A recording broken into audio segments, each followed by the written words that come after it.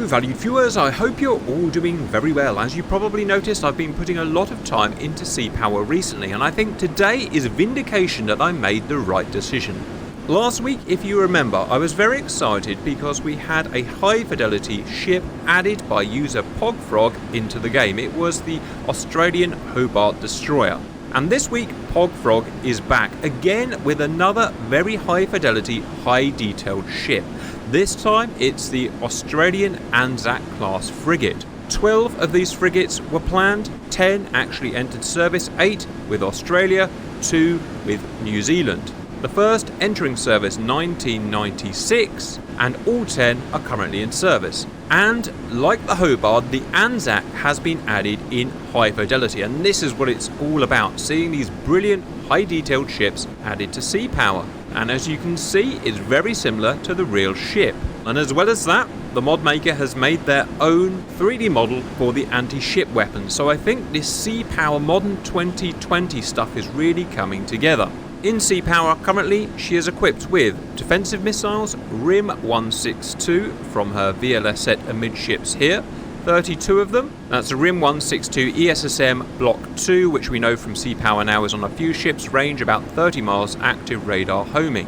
Can also be used for anti-surface. For her main offensive anti-ship weapon, on the bow you see here 8 cells of RGM-184A. This is of course the Naval Strike Missile, the Norwegian-built missile.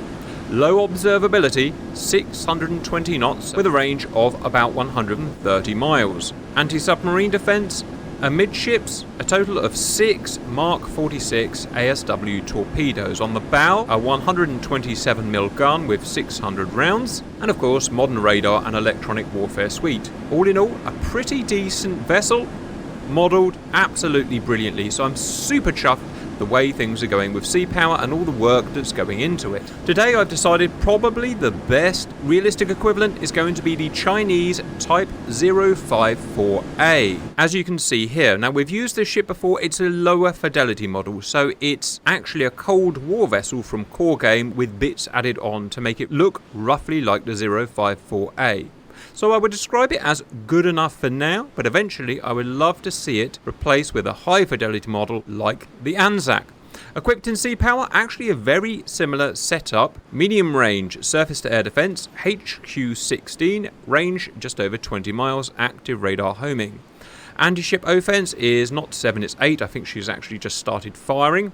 YJ-83, range over 150 miles, velocity 620 knots, active radar homing. As well as that, we have a Soviet-style RBU-1000 anti-everything mortar. The gun is a 76mm, on the bow 472 rounds, and we have 30mm seaways, one here amidships. We'll start the battle off at 50 miles. Everyone can see everything. We're not interested in a tactical battle. We do tactical battles as well, of course, viewers, but these I just want to test firepower, see how the missiles work, see how the ships work. So at this point I have to make a prediction. I absolutely have not run this and I do not know how it's going to go. So in terms of defense, one's got 32 HQ-16, one's got essentially the American equivalent, 32 ESSM. Which one's better? I actually don't know. So they're probably going to equal themselves out. In terms of anti-shipping, both have 8 subsonic sea-hugging missiles. Which is better? Well, probably it's going to be the Naval Strike Missile. The YJ-83 is not a low observability missile, it's a traditional missile more like the American Harpoon. The Naval Strike Missile was designed from the outset to be low observability, harder to shoot than a traditional anti-ship missile. How stealthy is it? Well, of course no one knows, it's classified. So we just have to guess, and of course that's what the mod maker would have done here. Now don't forget viewers, even if it is a stealthy missile, that doesn't mean it can approach a ship without being spotted. Of course these ships don't just rely on radars, well they rely on different types of radar, they also rely on electro-optical systems and thermal imaging systems, so it's very hard to get anything to a ship without being detected at some range. So in summary, Naval Strike Missile is probably better than YJ-83. In terms of close-in defense, well, this ship has got some. 2 very powerful 30mm Gatling guns.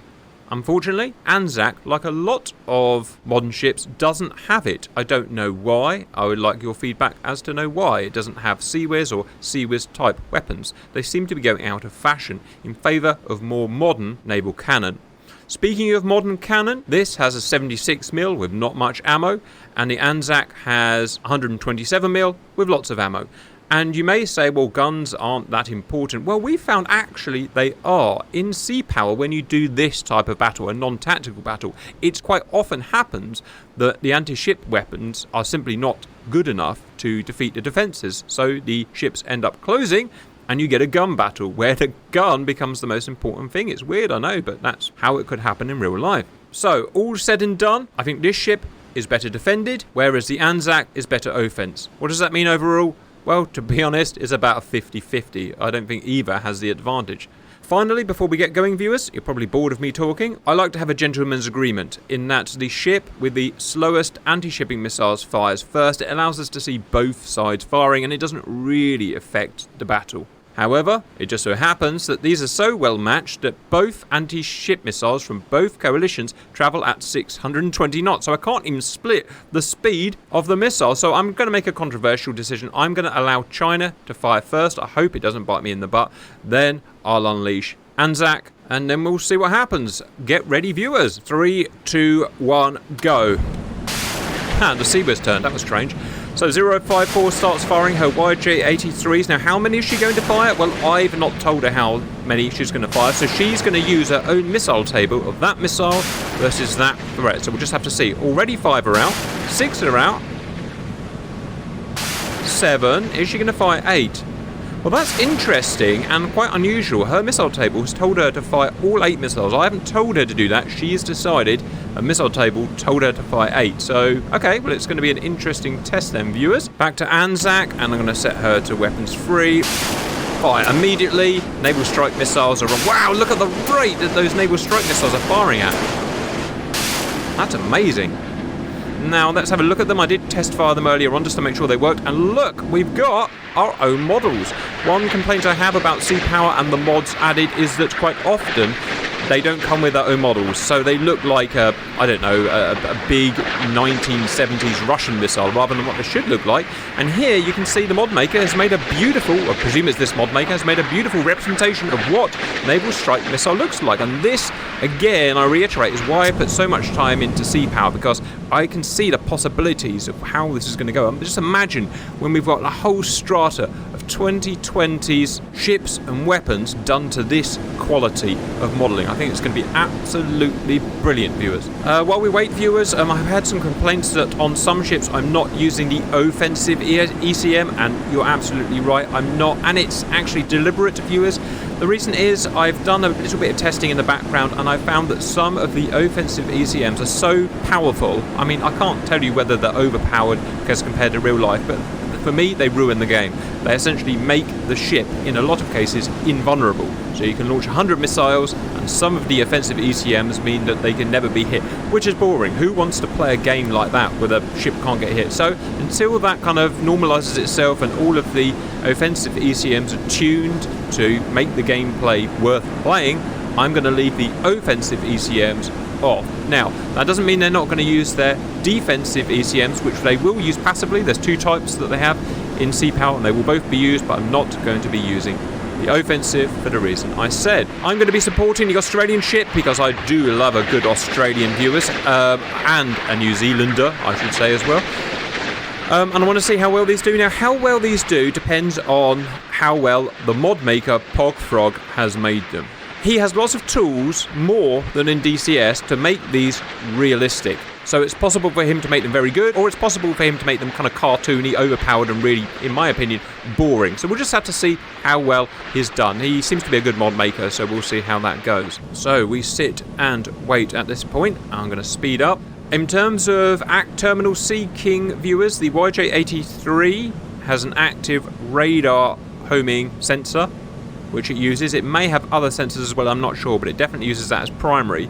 The naval strike missile, I've actually forgotten, but if it is, I think it uses multiple sensors. I think active radar homing, but pause, other sensors as well, infrared imaging, possibly EOS as well. You can see this kind of window detection here, like a mini F-35, and that kind of pays homage to the original Norwegian anti-shipping missile, which was of course the Penguin missile, which was an infrared seeking missile as well.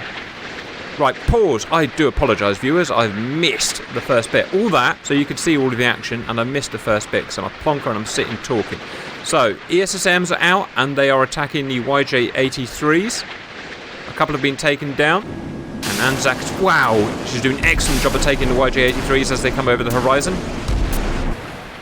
Naval guns firing. YJ-83 today, played by an Exocet model, which is near enough full today. Pause. Sorry, viewers. Last pause, I promise. ESSMs in Sea Power are currently played by this, a definned RIM 7, so it would be really nice if someone could come up with a proper ESSM model and add that. Wow, they're getting horribly close here. Travelling at 25 feet. Oh, 930 knots. Huh, I did not expect that, viewers. I really did not expect that. She's still alive. Sorry, we do have to pause and discuss that, viewers. That was a really interesting piece of naval technology there. I'm just going to zoom out here. What did we just witness? Well, what happened was the YJ-83, although it cruises subsonic, it actually pours on extra coals in the last few miles to make it supersonic. So the modern version of the YJ-83 is actually supersonic in its terminal phase, and you can see its smoke trails there. At 25 feet at over 900 knots in its terminal phase, Anzac simply couldn't stop it with her ESSM. Now, is that realistic? Well, it's very possibly realistic. To have a missile that small, that low, and that fast is very difficult to stop, and one got through. And as I said, kind of unexpected for me, but well within the realms of possibility. Let's have a look at 054 now. She's fired all her missiles. She's now defending the low observability RIM 182, and I think I have to pause again because there's something interesting here, viewers. We are doing a scientific test at the end of the day. Now that's very clever. Look, whereas Anzac was firing at the offensive missiles at about 15 miles when they came over the horizon, 054 could only fire at less than 5 miles. Why is that? Well, it appears that it's because the missile, as we stated earlier, is low observability. She can see it, but she can only see it very close. Maybe by her IR imaging, I don't know. But that side of things seems to be well modelled. Now let's see if it pays off for her. One down.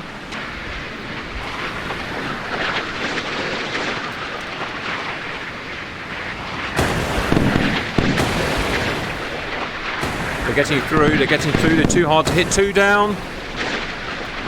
No, 3 down, 4 down, 5 down. It's gonna be close. It's gonna be real. Oh, 7 down.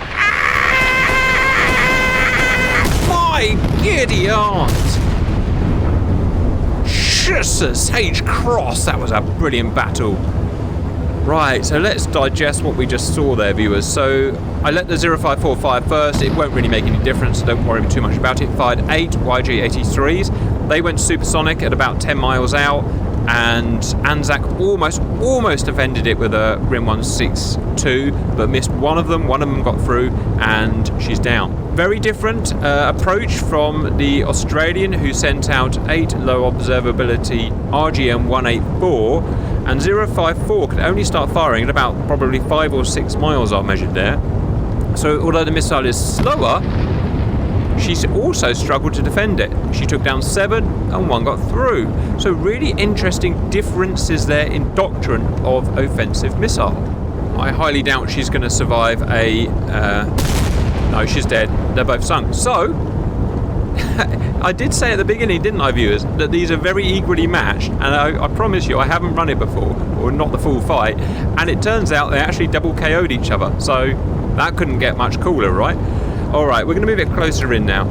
Welcome back, viewers. We're now at 15 nautical miles, so within the radar horizon of each other. As soon as I unpause, they're just going to start pelting missiles at each other. We may get direct fire surface-to-air missiles used. We'll see what happens. One thing I can promise is it's going to be an absolute just maelstrom. These are always chaotic and very hard to follow. So 3, 2, 1, go. Place your bets now, please. Might as well just flip a coin, to be honest. Right. She's fired the everything button, and of course 05. Interesting. Missiles ditching into the water. Why is that happening? It was only one. Don't know. HQ-16 used as a direct fire attempt. So we've already got active radar homing surface-to-air missiles used as direct fire. Defensive naval gunfire, but no ESSM interception. It looks like she is going to defend herself, and I don't know what to watch. I can't. Possible direct fire Rim 162 ESSM from D and get shot down, and I'm not going to shut up.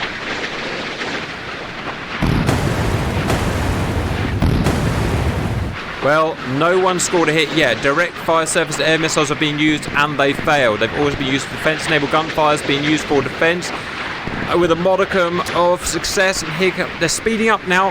No, they're not sped up yet. They're still down at subsonic. Now they're sped up to 900 knots, which is going to hit. Tell me it's not going to be another double KO. 14 feet. Jesus Christ, 14 feet. What about the... Oh, God. Come on, Anzac. One's got through again. Oh, the jammer. The passive jammer worked. And what's happening here, I don't know. Okay, then. And what about this one? Oh, passive jammer again. I haven't used the offensive ESSM for the reasons I said. It was just a passive jam, so it was fair and not over-modelled. And that's it. 5054's out. To be honest, I don't really know what happened there. Let me think. So lots of direct fire surface-to-air missiles were used, none succeeded. They were also used defensively, but they didn't do as well as at the long-range battle, which is because they simply don't have enough time to react. They're only 15 miles away.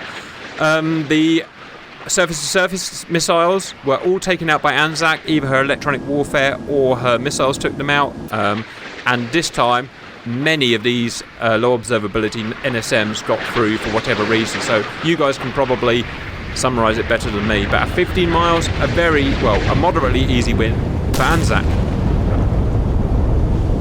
I tell you, viewers, these ships are getting better in sea power. These battles are getting better in sea power. I just absolutely love it. Look, naval guns aiming up, but we don't need it. We don't need it. Brilliant work. Kudos to Mod Maker as well, I have to say. Not only is it a brilliant looking ship, but the weapons are done beautifully. They don't appear to be overpowered. Good attitude. More. Build more. And of course, what would life be without a 1 mile broadside? So, who's going to win this? Well, this one's got a bigger naval gun, but that one's got a Sea Whiz as well. So, I don't know. Another 50-50? Let's see.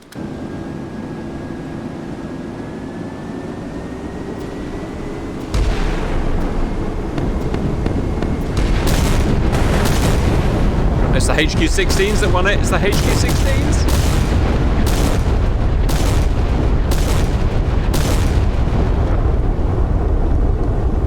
It looked like what happened there, viewers, is we were within weapons engagement zone of the HQ-16, within a mile, but outside of the weapons engagement zone of the ESSM, and the missiles are obviously what won it there. So there you go. Is that realistic? I have absolutely no idea because I don't know the WESs of the real missiles in terms of RMIN. So, viewers, I'm happy about that. A short video, but I think that brilliantly showed off where we are in sea power at the moment, and after, 3 months? I'm pretty happy with that.